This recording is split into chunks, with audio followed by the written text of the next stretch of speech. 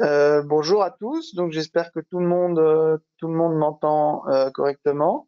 Donc bienvenue dans ce séminaire Kranich pour les produits Huawei. Donc Gabriel Blaise, hein, je pense que la plupart d'entre vous me connaissent. Donc je suis le Business Development Manager pour la Romandie et le Tessin.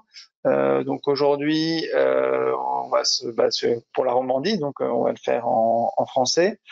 Et puis voilà, n'hésitez pas si vous avez des questions ou des choses en particulier à voir. Alors, le programme originel était sur le MB0 et MA parce qu'on l'a fait il y a un certain temps, mais je pense qu'on va surtout, on va aussi aborder tout ce qui est nouveauté. Donc nouveauté, justement. Alors, peut-être les choses importantes. Je ne sais pas aussi si vous recevez bien la newsletter Huawei. Donc, on fait une newsletter technique régulièrement. Donc, notamment, il y a eu l'histoire des protections réseau installation. Donc, NHOOT, dont il n'y a plus besoin de faire de la redondance. Donc, ça fait des économies sur toutes vos installations. Enfin, à voir toujours avec le gestionnaire de réseau, hein, qui reste un peu maître des exigences qu'il pose sur ces installations, mais en tout cas au niveau de la norme, ça va dans cette direction. On a aussi ajouté donc les parasurtenseurs type 1 plus 2 sur les onduleurs à partir de 30 kg. Donc aujourd'hui, il y a encore des onduleurs avec des parasurtenseurs type 2, et donc on a les nouveaux qui arrivent. Si jamais vous avez besoin, on a aussi une notice qui explique comment savoir si un onduleur est équipé des types 1 plus 2 ou seulement des types 2. Donc voilà, il y a cette cohabitation encore pendant un certain temps, avec peut-être un prix plus élevé pour ceux avec les types 1 plus 2 pour le moment, parce que pour aller plus vite, on les a fait venir par avion, pour un supplément. Mais à terme, quand ils arriveront par bateau, on va rester sur les prix classiques, donc du 30 au 150. Hein. Donc maintenant, on a aussi ce onduleur de 250 kg. Voilà, on a fait également un envoi. On a une nouvelle brochure justement qui intègre les fiches techniques des nouveaux produits. On a fait un envoi via Swiss Solar. Après, moi, je peux aussi vous en distribuer si jamais il y a besoin.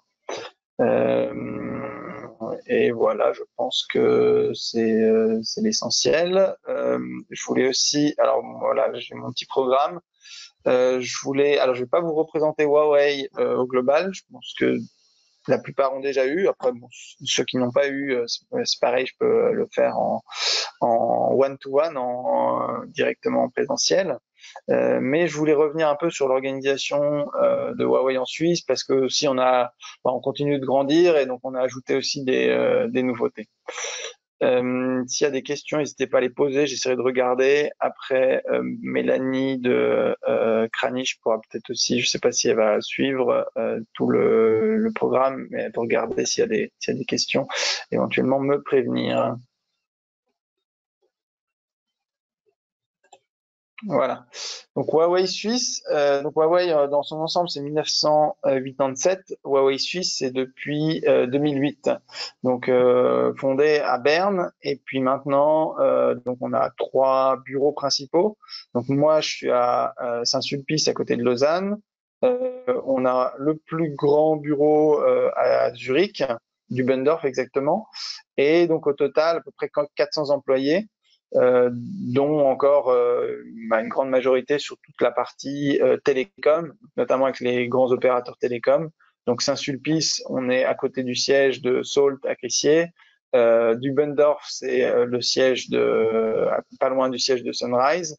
Et Berne, c'est le siège de Swisscom.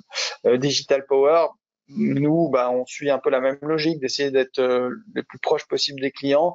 Donc on est aussi répartis entre les trois bureaux. Donc moi à Saint-Sulpice, le directeur, mon collègue Karl et également deux membres du centre d'assistance technique sont à Berne et Zurich avec le reste de l'équipe. Et c'est aussi le bureau où il y a le plus de personnes. Donc on a aussi ce département entreprise dont la majorité des membres sont aussi à Zurich. À côté de ça, comme Huawei, c'est toujours très axé sur l'aspect recherche et développement, innovation. On a aussi des partenariats et des centres de recherche en Suisse. Donc à Lausanne, on a un centre de recherche plus sur la partie télécom et aussi tous mes collègues qui travaillent avec les organisations internationales sur tout ce qui est développement des standards, donc essentiellement dans tout ce qui est télécom. On a d'autres centres de recherche et développement orientés plus sur le solaire et le photovoltaïque, donc notamment à Nuremberg sur tout ce qui est programme de tout ce qui est recharge rapide de véhicules électriques, au Canada et puis aussi forcément dans le sud-est asiatique et en Chine essentiellement. À côté de ça, en Suisse, donc on a aussi à côté de Zurich ce Research Center, donc depuis 2019, ça fait 5 ans déjà, en partenariat avec le TH et le PFL. Donc le partenariat avec le PFL, il se fait aussi depuis Saint-Sulpice. Donc, pour ce qui il vous intéresse le plus, on a l'organisation côté Digital Power, donc qui inclut cette partie Smart PV avec le photovoltaïque. Donc là, ça reste stable depuis le début de l'année où on a séparé la Suisse en quatre. Donc moi, je fais toute cette partie francophone ainsi que le Tessin. Mon collègue Karl fait tout ce qui est Berne et puis partie germanophone de Fribourg et du Valais. Ensuite, on a mon collègue David Zeil qui fait toute cette partie de Bâle à Oury, donc en passant par Lucerne. Et enfin, mon collègue Luc qui fait tout l'est de la Suisse. Et donc, si jamais Luc est aussi francophone, donc c'est un peu mon binôme ou mon backup si jamais je suis absent. Et voilà, ce qu'il faut retenir, c'est que on a 18 personnes dans le département Digital Power, donc qui s'occupe essentiellement de Smart PV, et donc c'est la plus grande équipe pour un fabricant d'onduleurs en Suisse, peut-être en dehors de ceux qui fabriquent vraiment les onduleurs. Donc Stuttgart par exemple en Valais, parce qu'on a outre donc ces 4 personnes pour le business development où on fait formation, conseil, avant-vente, et puis on se déplace, on va vous voir directement. On va aussi parfois avec vous sur l'installation sur place. On a donc le directeur Digital Power qui a donc commencé par faire un petit peu tout au début. Donc il a fait aussi des mises en service, aller sur place, il a fait le support, il a fait toutes ces choses. Alors maintenant il est plutôt sur une partie plus stratégique et management.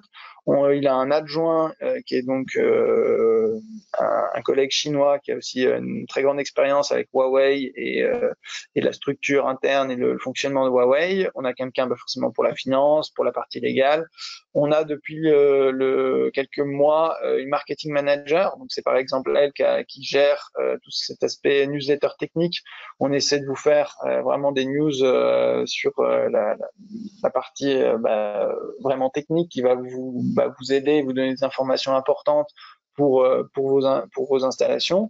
Elle a fait aussi donc cette brochure et cet envoi via Swiss Solar. Et ce qu'on va faire aussi dès la fin de l'année, début de l'année prochaine, c'est organiser un roadshow et donc se balader en Suisse romande avec le camion Huawei et aller aussi vous former directement au plus proche de vos bureaux, ce qui vous fera un peu moins long à vous déplacer. Et parce qu'on va aussi faire un centre un peu de formation dans le bureau de Zurich. Alors forcément, ça fait un petit peu loin pour les Romans. C'est pour ça qu'on va aussi prendre le camion pour aller directement sur place. On a aussi 2 personnes vraiment orientées techniques pour tout ce qui est product solution. Donc on en a un sur la partie vraiment onduleur, batterie résidentielle, et donc un autre qui va gérer plutôt des grandes batteries comme la Luna 2200 kWh, tout ce qui est onduleur commercial et industriel. Donc voilà, on a vraiment séparé suivant les tailles d'installation. Et enfin, également un nouveau collègue, alors qui est chez Huawei depuis plus de 10 ans, mais qui vraiment maintenant se concentre sur les grands projets alpins et tout ce qui est grande batterie. Donc si vous avez des projets dans ce secteur-là, vous pouvez aussi me demander son contact de Mathieu Schnell et je vous mettrai en relation. On a également un service manager qui gère toute cette partie service et donc ce département après-vente qui au tout début était géré depuis la Roumanie, mais maintenant on a aussi cette équipe sur Suisse. Donc voilà toute cette partie service après-vente. Donc on a le GTAC et CTAC. Donc GTAC, c'est Global Technical Assistance Center. Et donc maintenant, depuis quelques mois déjà, je dirais depuis la fin de l'année dernière, on a ce Country Technical Assistance Center. Donc voilà, si vous téléphonez vers le JTAC, vous avez toute notre équipe en Roumanie avec des ingénieurs qui parlent français, anglais, allemand. Alors forcément, on a plus d'anglophones que de francophones. Donc si vous les avez au téléphone, c'est peut-être plus facile si après vous faites tout en anglais, mais il y a des francophones. J'ai mis quelques petites photos parce que sinon vous avez juste les gens au téléphone, vous les voyez jamais. Donc peut-être certains ont déjà eu contact avec Robert, qui est donc un des francophones en Roumanie. Ensuite, comme je disais, on a développé cette partie assistance sur la Suisse. Parce que en Roumanie, comme je disais, c'était à la fois difficile d'avoir des gens bons techniquement et bons au niveau de la langue, et aussi de connaître un peu toutes les spécificités suisses. Donc maintenant, on a vraiment une équipe de 3 personnes. On a donc Bézétar qui a fait l'année dernière, il faisait la même chose en fait que moi sur la Suisse centrale. Mais maintenant, il est vraiment dédié à tout ce qui est service après-vente. L'avantage, c'est aussi, voilà, il a fait beaucoup de terrain, il a été sur place. Après, voilà, maintenant, comme il doit tout gérer, les tickets faits par les installateurs, c'est beaucoup plus difficile d'aller sur place parce que ça prend beaucoup plus de temps. Ensuite, on a Antoine, qui est peut-être aussi celui avec qui vous aurez le plus de contact parce que donc il est francophone. Après, il parle aussi anglais, allemand. Et on a encore donc un nouveau qui vient de commencer il y a 2 semaines, qui est francophone également, donc Ahmed, qui a grandi en Allemagne, donc qui parle aussi bien allemand et anglais. Après, bon, il vient juste d'arriver, donc forcément, il faut que sur la connaissance des produits, il va falloir que voilà, il apprenne, mais je pense que ça va aller assez vite avec ses 2 collègues. Donc voilà, Huawei, hein, pour rappel, on a vraiment une gamme très large. Hein. Je vais me concentrer plutôt sur la partie résidentielle parce que c'est ce qui vous intéresse le plus en général en Suisse, mais il faut jamais oublier que Huawei est aussi leader sur toute cette partie de grandes centrales, avec aussi bien les transformateurs, les gros onduleurs et les grandes batteries. Donc voilà, sur l'organisation dans le résidentiel, on a encore des nouveaux produits qui sont sortis. On a toujours, des fois on me demande par rapport à l'optimisation partielle, c'est toujours possible avec les Sun 2000 450 watts P2 et 600 watts. Après voilà, comme il y a des nouveaux produits, sur les nouveaux produits, des fois les règles peuvent être un petit peu différentes. On a toujours cet onduleur monophasé qu'on peut mettre aussi sur une installation triphasée. Là, faut se méfier, par exemple, justement, la Roumanie, il déconseille de mettre les onduleurs monophasés sur des installations triphasées parce que en Allemagne, en fait, il n'y a pas de net metering, donc il n'y a pas d'équilibrage au niveau des 3 phases au niveau du compteur. Donc en Allemagne, quand les installateurs mettent un monophasé sur une installation triphasée, des fois le client va pas être content parce que il va pas autoconsommer sur la phase sur laquelle il a produit. Mais en Suisse, on s'en fiche, comme le gestionnaire de réseau fait la somme vectorielle au niveau des 3 phases. On peut très bien injecter sur une phase et consommer sur les autres, et puis le compteur va faire l'équilibrage. C'est ça où c'est important. Voilà, il y a un peu des spécificités du marché suisse. Après, voilà, ce monophasé, en général, c'est uniquement sur des installations 2-3 kW maximum. Mais voilà, il y a toujours cette possibilité. Ou aussi pour tout ce qui est installation vraiment en îlotage, donc un chalet dans la forêt coupé du réseau, par exemple. Le dongle, pas de changement, toujours le dongle 4G avec la carte SIM. Dongle VLAN FE, maintenant compatible jusqu'aux onduleurs de 100-215 kW sans souci. Peut-être faire bien les mises à jour, justement, comme cette compatibilité est nouvelle. La bande de recharge, bon, ça vous savez, le M1, il reste là. Les différents compteurs. Pour rappel, hein, le compteur HW, celui-là, c'est celui où on peut compter en direct en faisant passer les 3 phases sans mettre de tort. Mais si c'est une installation au-delà de 800 ampères, là on peut lui rajouter des tors et puis sélectionner les tors qui vont bien en fonction de l'introduction de l'installation. Sur une installation de 400 ampères, par exemple, je peux trouver des tors SolarLog sur le webshop de Kranich et qui seront compatibles avec ce compteur et puis que je pourrais brancher dessus. Dans les nouveautés, on a le MA qui est déjà là depuis quelques mois, mais on a aussi donc le MAP0 qui arrive imminemment sous peu. Donc, il y aura des premières livraisons encore d'ici la fin de l'année. Après, voilà, peut-être qu'il y a déjà énormément de commandes, donc à voir avec Kranich si vous commandez maintenant, où est-ce que vous êtes dans la liste par rapport aux livraisons prévues. Mais en tout cas, il y aura des livraisons dès la fin de l'année. Et il y aura aussi des livraisons de coffrets SmartGuard 63 T0, puisque donc l'avantage de ce MAP0, c'est de pouvoir faire un backup triphasé complet. Donc en fait, j'ai besoin pour un backup triphasé complet d'un onduleur MAP0 qui est asymétrique, donc ça nous permet justement de produire différemment sur les 3 phases s'il est en mode backup. Il me faut un coffret SmartGuard pour me couper du réseau. À l'intérieur du coffret SmartGuard, j'ai déjà MA. J'ai pas besoin de rajouter MA, j'ai pas besoin du dongle. Il faut jamais avoir un dongle avec MA sur la même installation. Ça crée juste des conflits de communication entre les deux. Donc voilà, si j'ai le SmartGuard, pas de dongle, pas de MA supplémentaire parce que MA est déjà dedans.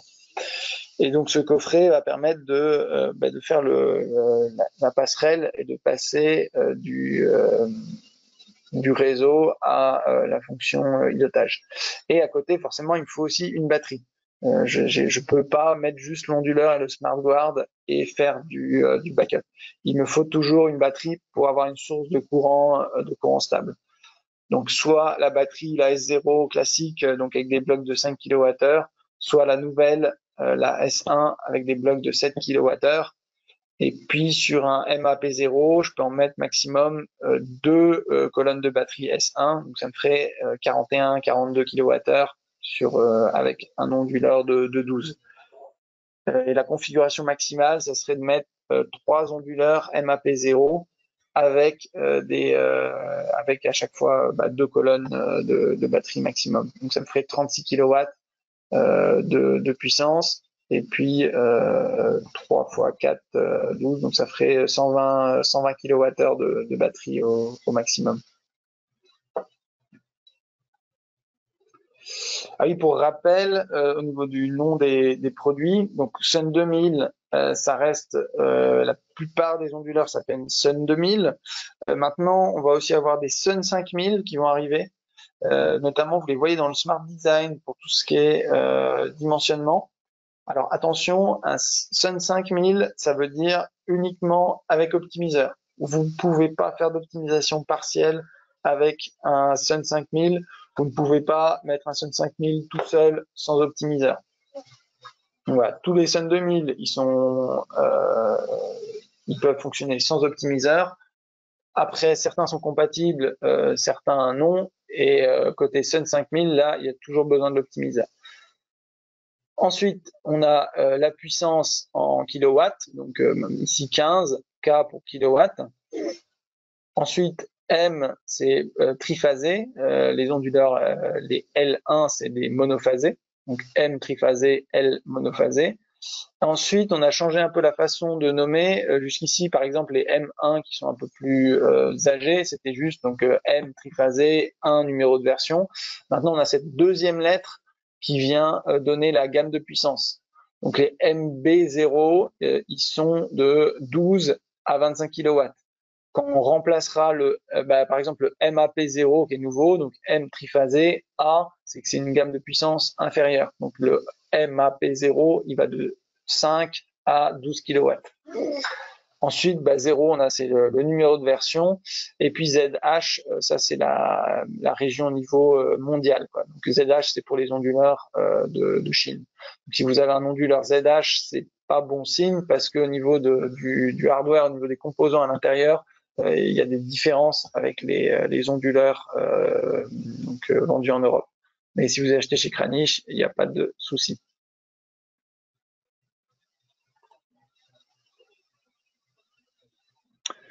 Petit rappel, donc ça c'était la roadmap il y a déjà un moment, mais au final on voit que ça reste, enfin ça correspond à la réalité. Donc on a toujours ces L1 monophasés, la batterie, donc les optimiseurs, les 450, les 600, les Merck 1100, 1300, donc optimiseurs commerciaux, 2 panneaux pour un optimiseur. Cela avec le 1 volt par optimiseur, hein, au contraire des autres qui sont à 1 kilo par optimiseur, et les Merck aussi uniquement en optimisation totale, et puis en utilisant une seule chaîne par MPPT. Donc c'est un petit peu un mode d'installation différent. Donc il faut bien faire attention si les premières fois que vous utilisez des Merck, mais tous les éléments importants sont sur la fiche technique. Donc bien lire tous ces éléments là. Ce qui va changer, c'est au niveau de la backup box. Donc, on avait jusqu'ici cette backup box B1 qui était compatible uniquement avec le L1 et le M1, et donc qui permettait de sauvegarder une seule phase en cas de chute du réseau. Et maintenant, on va avoir ce SmartGuard 63. Alors, ça c'est la version S0 en monophasé, mais on a aussi maintenant la version triphasée, donc qui va fonctionner en binôme avec le MAP0. Vous pouvez brancher un SmartGuard sur un M1 ou un MB0, mais là le problème c'est que vous allez être limité par l'onduleur. Le M1 ou le MB0, en fait, quand ils perdent le réseau, ils se mettent à fonctionner et à produire uniquement sur une phase. Et donc, dans le SmartGuard, ils vont envoyer une seule phase de production, et puis le SmartGuard va la diviser en 3. Mais le problème, c'est que voilà, on n'est pas capable de gérer le fait que on peut avoir des consommateurs différents sur chacune des 3 phases, et donc avoir un déséquilibre. Donc avec le M1 ou le MB0, ça va fonctionner, mais voilà, il y aura beaucoup de limitations sur ce backup. Alors qu'avec le MAP0, il est fait pour ça. Donc il y a quand même des limitations, mais il est capable, dans une certaine mesure, de gérer les différences entre les phases. Donc le MA, ça c'est bon, c'est arrivé. Il y a encore parfois des soucis techniques à l'installation. Donc là, il faut vraiment faire le maximum de mise à jour pour être sûr aussi d'avoir le dernier logiciel, aussi bien côté onduleur que côté MA. Et puis bien consulter les instructions pour trouver les bons pins de communication avec l'onduleur. Et puis surtout aussi éviter de mettre un dongle sur l'installation pour pas avoir des bugs.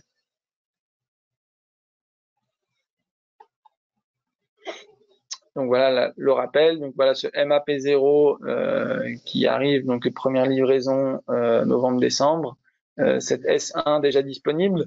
On a eu des petits soucis à un moment de disponibilité des batteries dans le courant de l'année. Maintenant c'est réglé, c'est réglé et la disponibilité est là. Donc, aussi bien sur la S0 que sur la S1.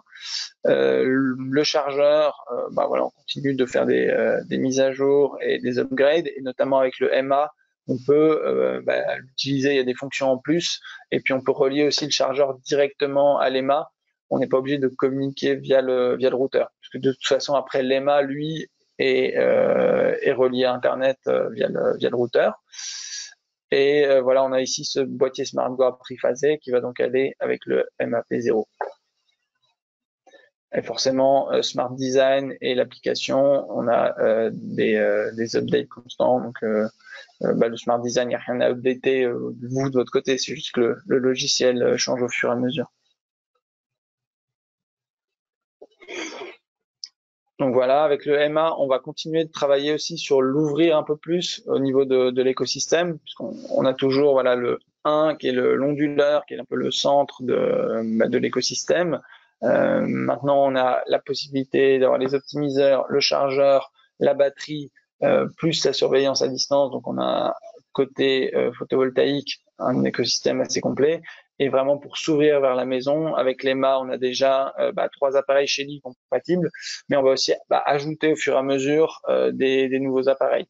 Donc là aussi, si vous avez des idées de choses qui pour vous seraient importantes pour ajouter une compatibilité avec l'EMA, vous pouvez aussi nous soumettre un peu les idées. Je sais que voilà, on va rajouter des appareils Shelly, et puis moi j'ai encouragé aussi à aller du côté des bornes de recharge pour pouvoir communiquer avec d'autres bornes que la borne Huawei. Parce que bon, forcément, on préfère vendre une borne Huawei, mais côté client, des fois la borne elle est offerte avec la voiture, des fois le client il avait la voiture électrique et la borne avant d'avoir l'installation photovoltaïque. Donc il y a quand même plein de cas où on a envie de communiquer avec une borne qui n'est pas une borne Huawei. Ça c'est le rappel sur le MB0. Moi j'ai une autre slide un petit peu plus loin. Donc MB0 de 12 à 25, il est compatible avec tous les optimiseurs actuels, hein, donc le 450, le 600 et le Merck pour faire de l'optimisation totale. Et on a relevé les courants, donc 30 ampères par MPPT et 20 ampères par entrée. Donc là, le 20 ampères par entrée, on voit bien qu'il est pensé pour ne jamais faire de Y. C'est-à-dire qu'avec 20 ampères par entrée, vous êtes tranquille avec n'importe quel panneau pour faire votre chaîne. Par contre, si vous mettez deux panneaux, à moins d'avoir des panneaux en dessous de 10 ampères, ce qui est maintenant rarissime, vous seriez au-dessus du maximum de courant par entrée. Donc voilà, on est adapté à tous les panneaux. Par contre, toujours pas de Y, pas de chaînes branchées ensemble sur la même entrée sur ces MB0. Mais comme sur tous les onduleurs Huawei.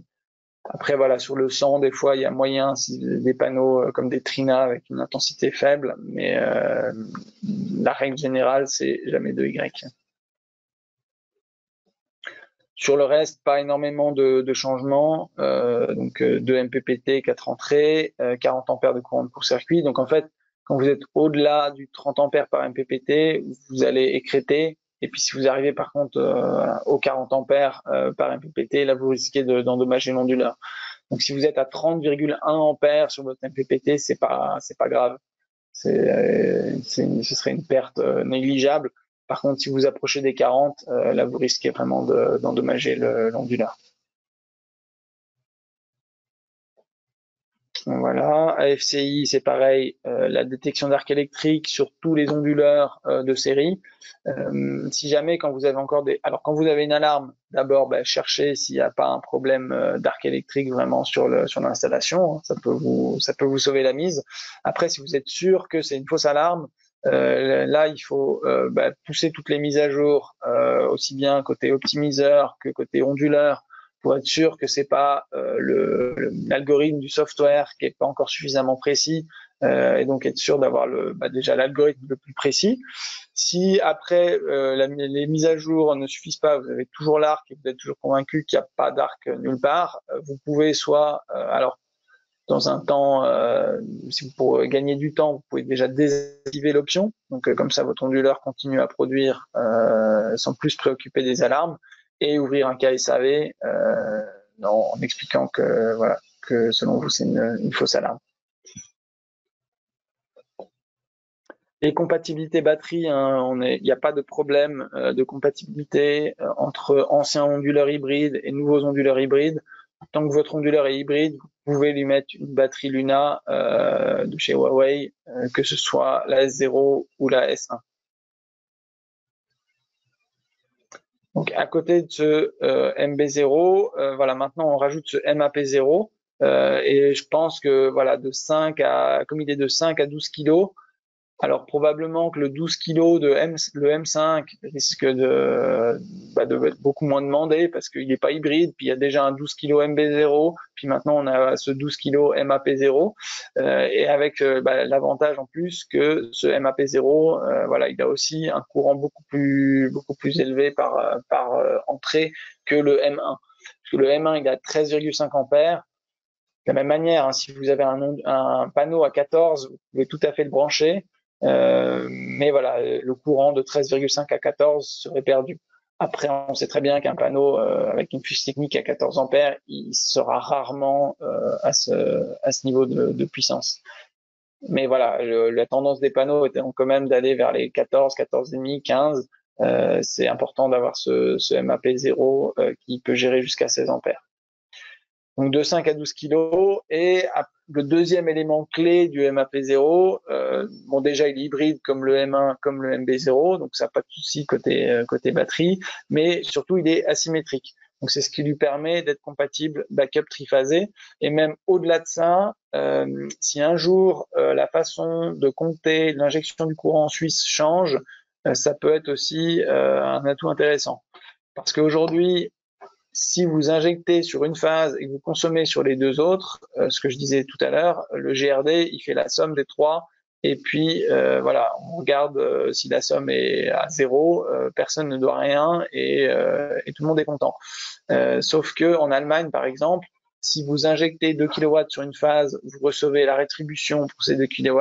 Et si vous consommez, mettons 1 kW sur la phase 1 et 1 sur la phase 3, là vous êtes facturé par le GRD.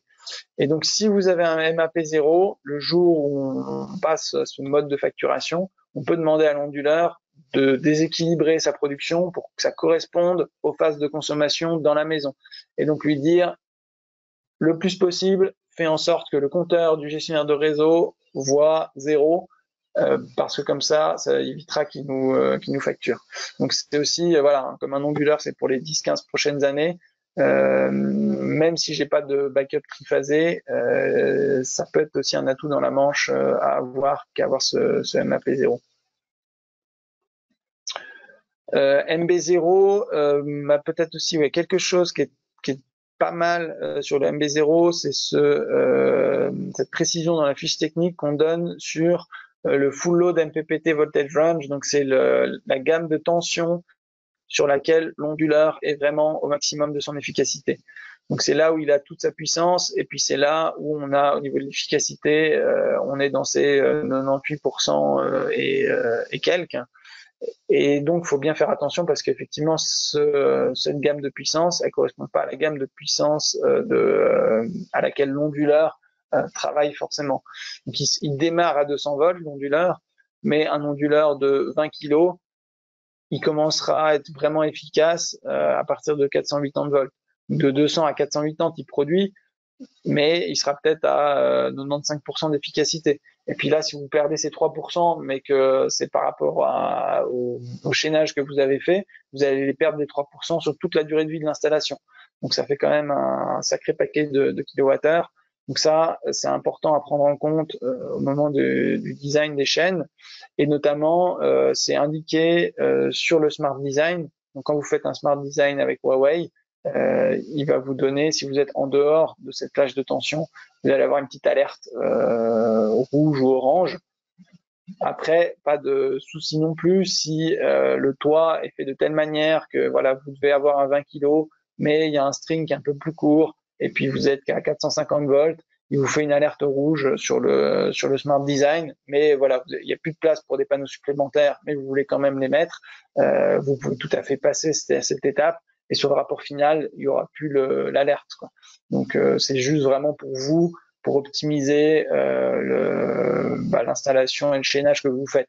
Après, vous faites en fonction du toit et en fonction des conditions, et puis vous adaptez. Mais au moins, c'est important que vous sachiez comment faire le mieux, parce que si vous n'avez pas de contraintes sur la taille du toit, autant avoir des chaînes qui sont vraiment picobello dans la bonne plage de tension.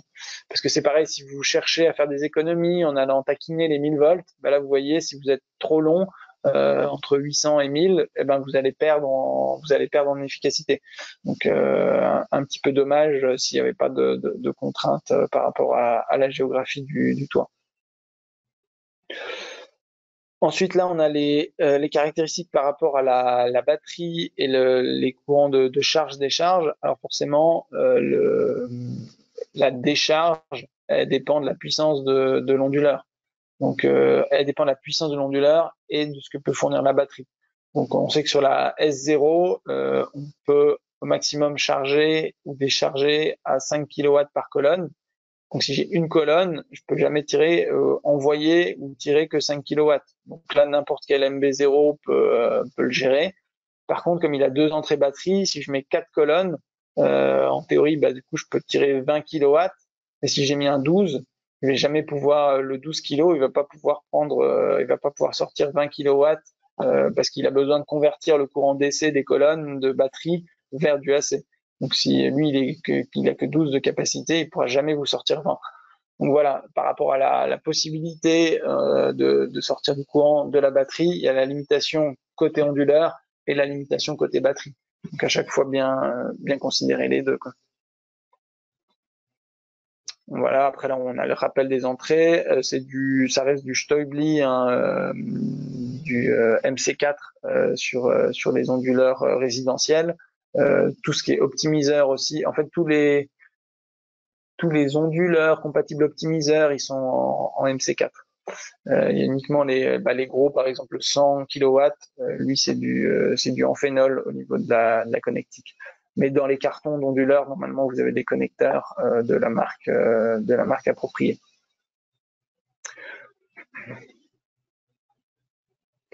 La détection d'arc électrique, ça, voilà, comme je vous disais, on améliore continuellement le software pour être le plus précis possible, puisque le double danger, c'est soit d'être pas suffisamment précis, donc de mettre trop de temps à détecter un arc, ou de ne pas voir un arc électrique, ou alors d'être tellement sensible qu'on se retrouve avec des fausses alarmes qui coupent la production de l'installation. Et donc c'est pour ça que voilà, c'est un équilibre très fin à trouver. Mais voilà, les derniers retours que j'ai eus, c'est qu'il n'y a plus de fausses alarmes quand on est avec les dernières versions de logiciels. Donc, si vous arrivez à mettre toutes les dernières versions de logiciels et que vous avez encore des alarmes FCI que après vérification, il n'y a rien sur l'installation, voilà, ça nous intéresse aussi par rapport à l'amélioration continue de voir qu'est-ce qui se passe dans ce cas-là. Notamment, voilà, ça a été testé aussi en laboratoire avec les niveaux. Donc on a le niveau L4 par rapport aux normes de détection d'arc électrique, qui est le niveau le plus élevé. Donc en termes de précision et puis aussi d'éloignement de l'arc par rapport à l'onduleur.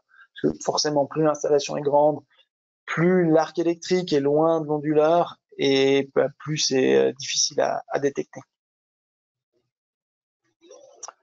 Donc voilà, ça, les optimiseurs, on pousse toujours à en mettre de plus en plus, donc notamment tout ce qui est nouveaux optimiseurs, comme je vous ai dit, ça va, donc ils sont nommés Merck, et puis dans la même logique que le Merck 1100, 1300, c'est des optimiseurs qu'on met sur la totalité de l'installation. Donc là, après, sur ces produits-là, il faudra choisir de mettre soit tout, soit rien. Un des avantages du Merck, c'est aussi le rehaussement de l'intensité. Donc, on passe à 20 ampères d'intensité maximum. Donc, avec ça, on est bon avec n'importe quel module. Le deuxième chose qui peut être intéressant avec le Merck, c'est la tension d'entrée maximale. On peut aller jusqu'à 125 volts, alors qu'avec le Sun 2000, on est limité à 80 volts, ce qui est suffisant pour le 90% des panneaux, mais il y a certains cas où c'est pas assez. Donc on peut être amené à utiliser le Merck pour ses caractéristiques un peu plus larges. Et puis voilà, en optimisation complète, là vous devez aussi en avoir suffisamment forcément pour avoir une tension de démarrage suffisante avec toute la chaîne. Et quand vous optimisez aussi complètement, ça vous autorise à faire des chaînes plus longues parce que voilà, l'onduleur lui il est limité à 1000 volts. Il peut tolérer jusqu'à 1100, mais en général de toute façon ça sert à rien d'aller au-delà de 1000 parce qu'il sera pas efficace à la conversion. Mais si vous avez des optimiseurs partout, justement, on peut vraiment gérer le niveau de tension à l'entrée de l'onduleur. Puis ça permet aussi à la fois de mettre plus de panneaux et puis de s'assurer que l'onduleur aura une tension qui lui correspond pour faire une conversion du AC du DC vers le AC la plus efficace possible. Pour les Merck aussi, alors là c'est pas bien expliqué, mais si vous le regardez sur la fiche technique ou dans le manuel, c'est bien précisé que le Merck, il faut mettre une chaîne par MPPT. Donc là, je vais corriger cette slide-là parce que justement, ça correspond pas. On a string 1 MPPT1 et string 2 MPPT1, ce qui est faux, puisque il faut faire plutôt des chaînes plus longues et sur un seul MPPT. Donc en fait, on n'utilise pas l'entrée 2, on va plutôt faire une chaîne avec jusqu'à 25 optimiseurs maximum, mais comme le Merck qui gère 2 panneaux, ça fait une chaîne de 50 panneaux maximum. Après, il faut vérifier tous les autres caractéristiques aussi au niveau de la puissance maximum. Mais voilà, l'idée, c'est vraiment d'avoir une chaîne beaucoup plus longue. Mais par contre, pour respecter le maximum de puissance par MPPT, d'en avoir qu'une de brancher sur l'onduleur. Voilà, bon, détection d'arc, ça j'ai déjà évoqué, je vais passer. Le MA, voilà, comme vous le savez, un des arguments essentiels, c'était par rapport à ce qu'on nous demandait sur le contrôle des pompes à chaleur et tout ce qui est production d'eau chaude pour optimiser ça en fonction de la production photovoltaïque. Et puis voilà, ça va être aussi un centre d'intelligence, donc notamment tout ce qui est pour tout ce qui est tarifs dynamiques et gestion de l'installation en fonction des tarifs dynamiques, ça va se faire aussi via l'EMA. Alors j'ai déjà eu quelques questions par rapport au groupé qui a un tarif vario, avec des tarifs dynamiques. Je pense que c'est déjà possible de l'intégrer, mais voilà, c'est pas encore fait côté Huawei. Je sais que voilà, Groupé a donné les informations. Après, charge à nous de les intégrer pour que Emma aille chercher, donc via cette API que propose Groupé, aille chercher les informations de la veille pour le lendemain, pour ensuite gérer la batterie et la borne de recharge en fonction du tarif qu'on va avoir.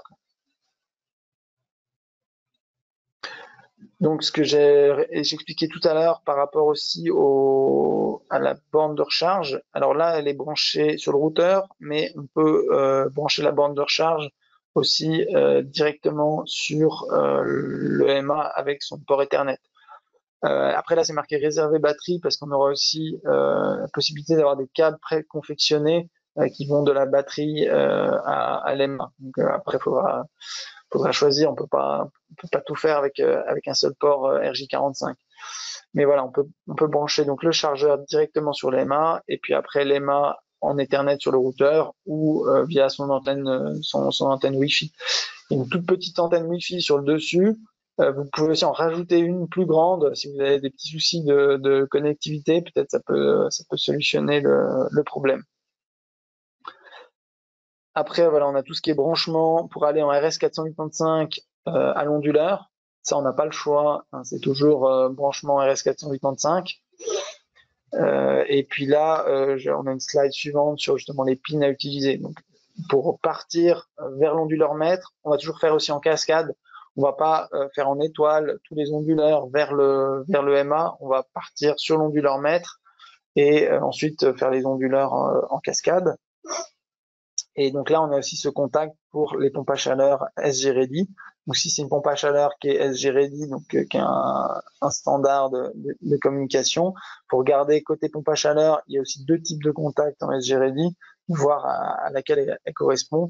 Et donc on peut ensuite, une fois qu'on est branché, lui donner le signal qu'on a suffisamment d'excédent. Puis là, c'est le client qui, via son application, choisit à partir de combien d'excédent de kilowatts sur le photovoltaïque et aussi à partir de combien de temps il donne le signal à la pompe à chaleur. On peut par exemple décider, je veux donner le signal à la pompe à chaleur une fois que j'ai eu, mettons, 6 kilowatts d'excédent pendant plus de 10 minutes, par exemple. Et puis après, dire également, je veux pas faire du on-off, c'est-à-dire que quand je donne un signal, faut que ce soit pour au moins X minutes. L'EMA, vous pouvez, alors c'est sur la suivante, voilà, vous pouvez mesurer en direct jusqu'à 63 ampères. Donc là, pas besoin de mettre de Tor, hein, vous branchez directement les câbles après l'introduction. L'EMA, il est aussi compatible que jusqu'à l'onduleur de 25 kW. C'est pour ça que les 63 ampères sur la plupart des installations résidentielles, normalement, ça suffit. Après, par rapport au tableau, par rapport à l'installation, des fois, c'est quand même plus pratique d'avoir des tors.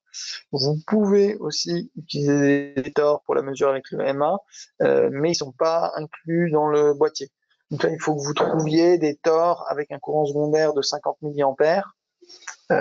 Faut regarder chez Kranich s'ils ont intégré une référence. En tout cas, bon, c'est pas des tors Huawei. Si jamais sur le compteur Huawei 250, donc DTSU 666 250 ampères, ce sont des tors, ce sont des tors de 50 mA que vous pouvez retrouver chez Chint, qui est le fabricant du compteur DTSU. Donc après, à voir si Kranich les intègre, ou si vous voulez directement regarder avec Chint ou sur un autre shop. Voilà ce que je disais au niveau de la PAC SJ-Ready, on a deux types de connexions. Donc soit on se met directement avec le contact sec sur la pompe à chaleur. Donc là, c'est qu'on a besoin du 12 volts DC à 1 ampère. Soit on passe par un relais externe et donc on a ce petit pont à faire. Et puis ensuite, cette connexion-là qui va sur un relais qui va sur la pompe à chaleur SJ-Ready. On me demande souvent par rapport à si vous me connectez directement sur un corps de chauffe électrique. La réponse officielle, c'est que on doit se mettre avec un relais Shelly. Donc, par exemple, le Pro 2PM qui est compatible avec le MA. Vous trouvez la référence exacte sur la fiche technique du MA. Je sais que certains installateurs ont utilisé ce schéma-là avec un relais, donc je crois que c'était 8 à 230 volts Eltaco et que ça fonctionnait. Donc ils arrivaient à donner le signal juste à un corps de chauffe électrique en utilisant ce schéma-là. La deuxième chose très importante, c'est par rapport au branchement entre l'EMA et l'onduleur. Parce que comme le MA remplace le compteur, souvent le premier réflexe, ça va être de le connecter comme si c'était un compteur sur l'onduleur. Mais en fait, il faut plutôt le connecter comme si c'était un onduleur en cascade, comme si c'était le maître des onduleurs de l'installation. Donc, par exemple, sur un M1 ou un MB0, on va utiliser les connecteurs 1 et 3 de l'onduleur. On part du MA sur ces deux connecteurs, là, les A1, B1 qui sont là, et on va sur le 1 et 3. Si vous êtes avec un M5, par exemple, ce sera les 9 et 10. Donc voilà, à voir comment est fait la mise en cascade avec le modèle d'onduleur que vous utilisez. Si jamais, des fois, c'est marqué 2 et 4, c'est censé être les mêmes ports. Certains installateurs disent « Ah oui, ça marche avec 1 et 3 », d'autres « Ah non, ça marche avec 2 et 4 ». Ça reste un peu mystérieux. Normalement, dans la documentation technique, le 1 et 3 et le 2 et le 4, ce sont les mêmes ports. Une fois que vous êtes connecté, que vous avez fait la mise en service, pour la gestion justement de tous ces appareils Shelly, de la pompe à chaleur, ça va se faire avec l'application du client final.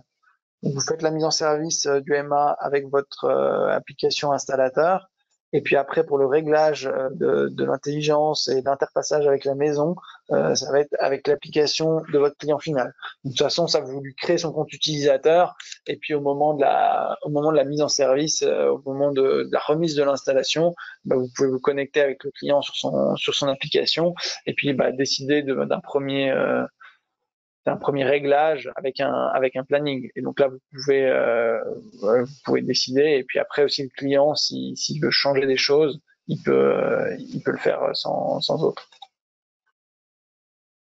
Je regarde s'il y a des questions. Je ne vois pas. Tac, on va passer. Sur le MA, vous avez aussi un bouton reset. Notamment si vous avez des problèmes, parce que par exemple c'était une installation avec un dongle, vous avez enlevé le dongle, mais quand même ça bug et tout ça, je vous conseille de vraiment supprimer le dongle, à la fois l'enlever physiquement de l'onduleur, aussi le supprimer du portail Fusion Solar, et puis si vous aviez déjà un peu essayé et que ça marchait pas, de repartir de zéro en faisant un reset du MA. Donc là vous avez un bouton directement, voilà, vous pouvez faire reset du mot de passe, ou vous pouvez faire un reset aux paramètres d'usine. Et puis là, bon voilà, des fois j'ai des questions, là ça clignote rouge, voilà, vous avez moi quand on me demande par rapport au LED, j'ai juste ça comme référence, donc vous pouvez regarder ça. En général, c'est l'application qui va vous donner plus d'indications sur la nature du problème. Et donc là, c'est un petit rappel de comment on fait la mise en service et puis la connexion avec le routeur Internet. Peut-être quelque chose d'important pour vous, c'est de d'abord mettre à jour les onduleurs en direct. Donc il est conseillé de se connecter, si vous avez une installation avec un MA et mettons un onduleur, il est conseillé d'abord d'aller sur l'onduleur, comme ça de lui faire sa mise à jour. et puis ensuite de faire la détection et la configuration du réseau d'installation via le MA. Parce que si vous lancez la mise à jour de l'onduleur depuis le MA, ça fonctionne, mais ça prend énormément de temps. C'est de l'ordre de, je crois que si vous faites la mise à jour sur l'onduleur en direct, ça va vous prendre 10 minutes. Si vous le faites depuis le MA, ça va vous prendre 1 heure ou quelque chose comme ça. Donc, il y a quand même ça vaut la peine d'aller se mettre directement sur l'onduleur. Et donc voilà, ce que permet aussi l'EMA, c'est une gestion plus intelligente des différents éléments de la maison. Plus il y a de choses et plus il y a de complexité dans la maison, et plus ce sera intéressant d'avoir le MA. Que notamment, je peux décider si je charge d'abord la batterie avec l'excédent, si je charge d'abord la voiture, si je donne d'abord le signal à la pompe à chaleur de s'enclencher. Avec avec le chargeur électrique, je peux commencer à charger en monophasé des 1,4 kW d'excédent, et puis après passer en triphasé. Donc là, on voit la différence. Donc, si j'ai pas de charge monophasée, que j'ai besoin de mon 4,2 kW d'excédent pour charger la voiture, je vais charger toute cette zone en vert plein. Et si je peux charger des 1,4 kW d'excédent, j'ai toute la zone, j'ai la zone en vert plein parce que je passe en triphasé dès que j'ai la possibilité, et l'autre zone en vert en plus, quoi. Ce qu'on peut pas encore faire, c'est la charge en monophasé. Alors, si sur les hybrides plug-in, je crois qu'elle se met en charge monophasée automatiquement, mais certains demandaient à faire de la charge monophasée sans l'excédent photovoltaïque. Alors, physiquement, c'est possible, mais je pense qu'il faudra encore un update du software pour pouvoir forcer la charge en monophasée quand on veut vraiment faire comme ça. Ce qu'on a avec l'EMA, et c'est aussi pourquoi on recommande l'EMA avec la borne de recharge électrique. Vous avez une borne de recharge électrique, poussez le client à mettre l'EMA pour la partie comptage et communication, parce que déjà, si vous avez 2 bornes, ou si vous en rajoutez une plus tard, vous pouvez gérer de manière intelligente 2 bornes avec l'EMA. Avec le dongle, vous pouvez en gérer qu'une. Et puis, vous avez des fonctions en plus. Donc là, par exemple, avec le dongle, vous pouvez soit charger au maximum de la capacité de la maison. Après, là, vous pouvez quand même faire un bridage dynamique. Donc, ça peut être en fonction aussi des charges qu'enclenche le client dans sa maison. Mais on ne prend pas en compte la partie photovoltaïque. Ou on peut dire au dongle, recharge uniquement avec l'excédent photovoltaïque. Mais dans ce cas, on n'a pas vraiment de moyen de s'assurer qu'on aura suffisamment chargé la voiture. Ça sera complètement dépendant de ma production solaire. Avec le MA, je peux faire les deux. Je peux dire à l'installation, je voudrais charger prioritairement via le solaire, mais je veux que demain à 10h, ma voiture ait reçu au moins 40 kWh d'excédent. Comme ça, je sais que j'aurai chargé au moins ma batterie aux 3/4 et que je pourrai faire le trajet que j'ai prévu. Donc voilà, ça c'est les différentes façons d'ajouter de la batterie. On sait que ce qui va pousser aussi la batterie, alors à la fois c'est la limitation du réseau. Donc on a de plus en plus de gestionnaires de réseau qui mettent en place du COSFI, du P2U, du Q2U pour limiter la production des onduleurs des clients. Donc si on veut limiter les pertes de production, le fait d'avoir une batterie, ça peut être intéressant, parce que dans ce cas, si le réseau est plus capable d'accepter l'excédent, je peux le mettre dans ma batterie pour pouvoir l'utiliser le soir. Décalage des pics, donc ça c'est plus, en général c'est beaucoup sur les grandes installations, et forcément aussi le tarif de rachat. On sait que le tarif de rachat aujourd'hui est encore assez élevé, mais que dès l'année prochaine, ça va chuter aussi assez fort. Et forcément, un tarif de rachat plus faible, c'est aussi plus d'intérêt pour les batteries. Donc c'est ça là, c'est la S0 qui reste en place. Hein. On avait déjà cette possibilité donc de -20 à 55 degrés. On garde cette plage de température sur la S1, donc on peut l'installer en extérieur.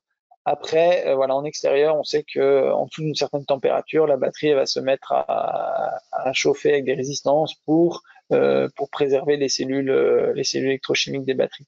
Et à l'inverse, si je la mets à l'extérieur, il faut aussi que je l'abrite du soleil, parce que sinon en été ça risque de chauffer de trop. Ça, c'est le rappel que l'avantage de la batterie Huawei, c'est que c'est une batterie d'essai. Donc en fait, on économise pas mal de courant et on est plus efficace puisqu'on prend directement le courant d'essai des panneaux qu'on stocke dans la batterie. Ça peut aussi permettre de faire des surdimensionnements plus élevés. Donc si j'ai un onduleur de 25 kW avec en plus de ça peut-être 40 kWh de batterie S1, au niveau de la puissance des panneaux en toiture, je peux en mettre beaucoup plus parce qu'en fait toute la puissance au-delà des 25 kW, si j'ai de l'espace dans ma batterie, l'onduleur, ça ne prend pas dans sa capacité de conversion puisqu'il prend du courant d'essai des panneaux et il l'envoie directement dans la batterie. Donc si je veux mettre 35 kW de panneaux sur un onduleur de 25, si j'avais pas de batterie, je sais que je vais écréter. Si j'ai suffisamment de batterie, je sais que l'excédent, je vais pouvoir le mettre dans la batterie. Après, voilà, c'est là où ça devient, faut un peu dimensionner en se disant, c'est sûr qu'une fois que la batterie est pleine, je pourrais pas aller au-delà. Après, voilà, on faut pas non plus dimensionner la batterie, la surdimensionner pour 3 jours de beau dans l'année, quoi. Ça, c'est un peu le juste équilibre à trouver.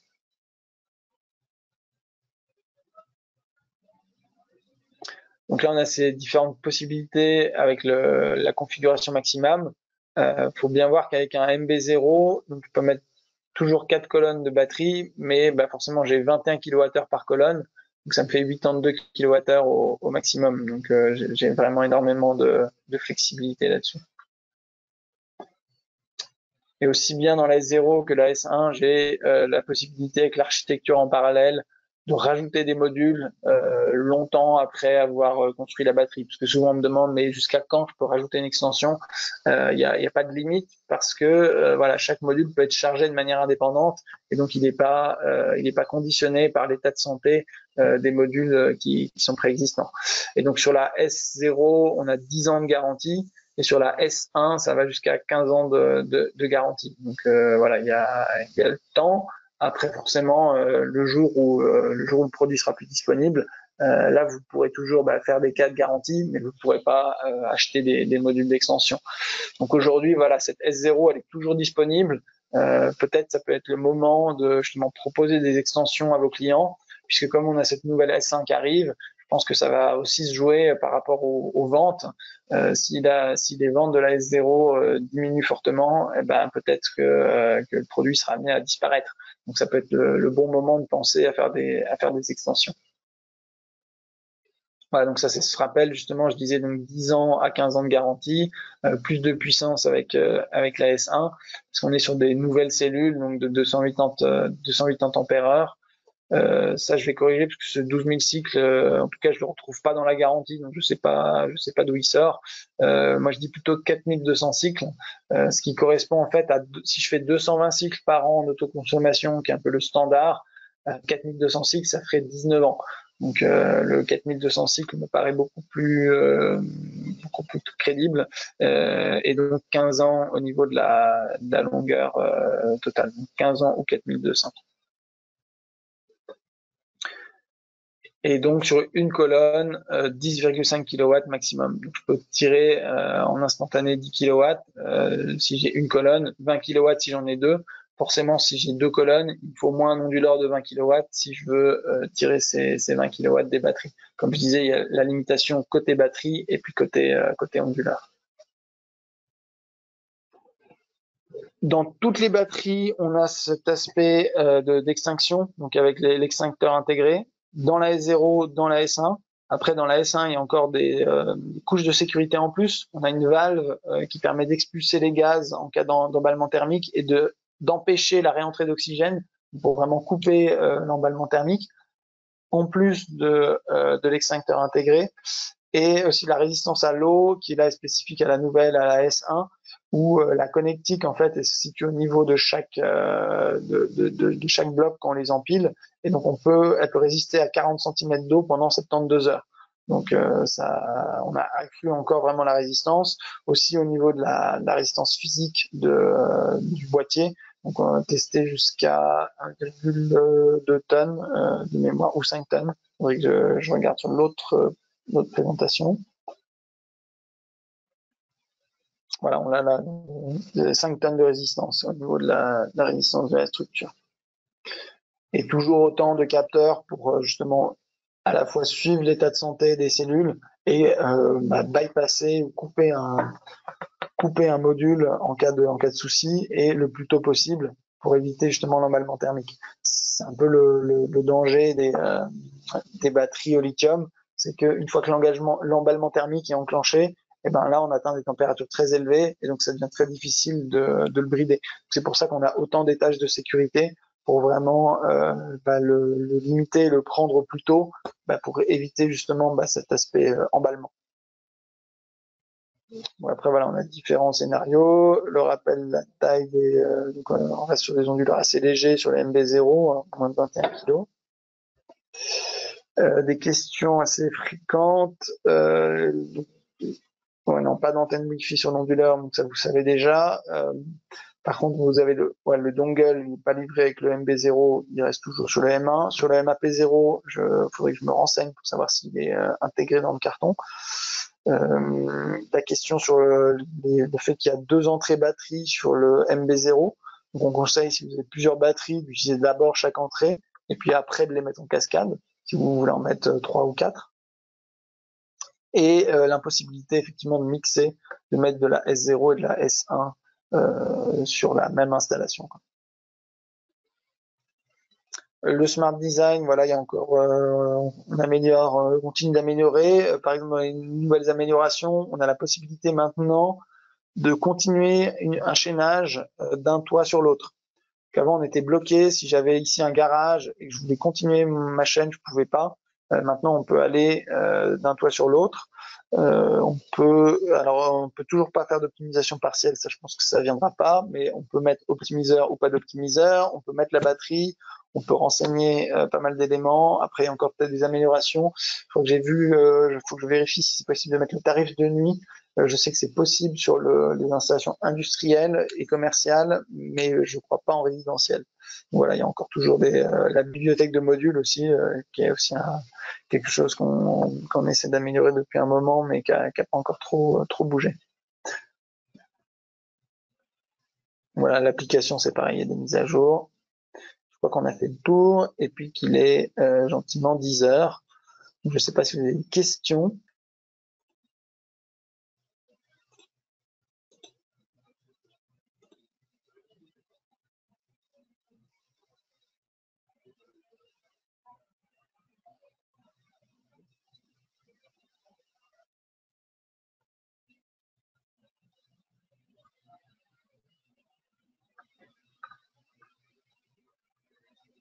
Je crois que je peux vous donner la parole, cliquant sur votre micro si vous avez quelque chose à dire. Je ne vois pas de main levée.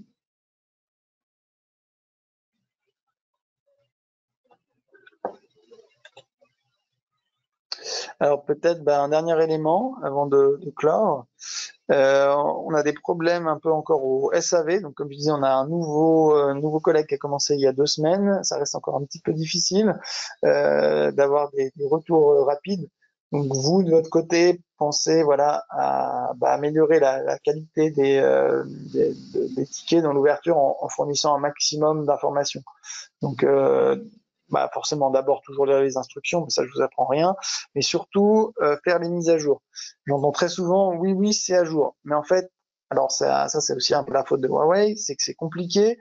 Vous pouvez mettre à jour beaucoup de choses différentes. Donc il y a l'onduleur qui souvent se met à jour automatiquement, enfin qui vous pousse des mises à jour quand vous vous connectez dessus. Et par exemple, les optimiseurs, ils se mettent pas à jour automatiquement. Le M-Bus, qui est la communication entre les optimiseurs et l'onduleur, c'est pas automatique non plus. La batterie non plus, le dongle non plus. Et en plus de ça, vous avez des versions différentes suivant si vous faites la mise à jour sur place chez le client ou depuis le portail. Le conseil, c'est que si vous n'avez pas de problème avec la partie Internet, la partie communication, vous faites toutes ces mises à jour depuis le portail. Déjà, vous perdez beaucoup moins de temps parce que vous le faites depuis le bureau, vous la lancez, et puis vous faites autre chose le temps que ça se termine, et puis après vous passez à l'appareil suivant. Vous le faites aussi que si vous avez un problème, bien sûr, pas besoin d'y toucher s'il n'y a pas de souci. Et ensuite, vous notez bien, quand vous ouvrez le ticket, vous dites, bon, ben voilà, j'ai tel et tel, ou vous faites un screenshot, j'ai tel et tel logiciel sur chaque élément de l'installation. Après, forcément, il faut aussi être logique. Si vous avez un problème d'onduleur et d'optimiseur, peut-être que la batterie, c'est pas le logiciel de la batterie, c'est pas la priorité, quoi. Au contraire, si c'est un problème de batterie, bah, concentrez-vous sur batterie, dongle et onduleur. Puis l'optimiseur, c'est pas forcément le plus capital. Et également, ce que vous oubliez souvent, c'est faire des photos et des bonnes photos. Donc, des photos du câblage, de la communication, par exemple, entre la batterie et l'onduleur. On voit bien comment c'est fait. Les photos de l'installation dans son ensemble, en expliquant aussi, bah, par exemple, comment c'est câblé au niveau des chaînes, avec quel panneau, combien de panneaux, est-ce qu'il y a un coffret d'essai avant, voilà, un peu tous les éléments. Plus vous donnez d'éléments dès le début, et puis bah, plus plus ce sera facile pour le SAV de vous répondre rapidement, et puis d'être efficace d'une manière générale, quoi. Ah, j'ai une question. Ah ben non, j'ai juste un merci. Ok, et ben bonne journée à tous. N'hésitez pas à m'appeler si le besoin s'en fait sentir. Et puis à bientôt.